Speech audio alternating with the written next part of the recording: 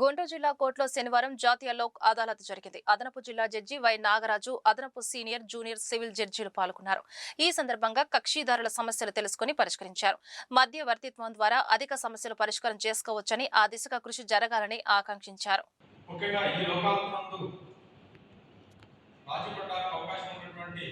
అన్ని క్రిమినల్ కేసులు మరియు అన్ని రకాల సివిల్ కేసులని సామరస్యపూర్వకంగా పరిష్కారం చేయడం జరుగుతున్నది.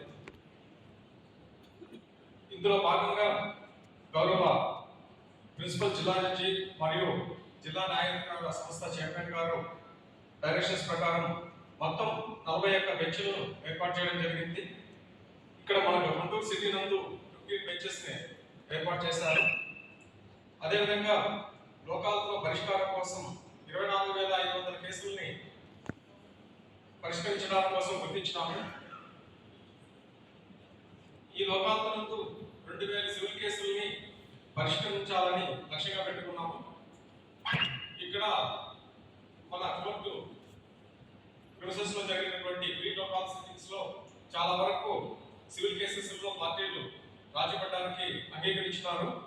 ముఖ్యంగా మనకు ఎంబీబీఎస్ఆర్ గారు వారి ఆఫీస్ సంబంధించినటువంటి ఈపీ నంబర్ 64/22 లో ఇది 2009 నాటి కేసు.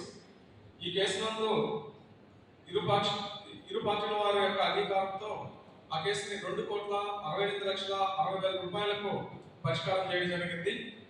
అదేవిధంగా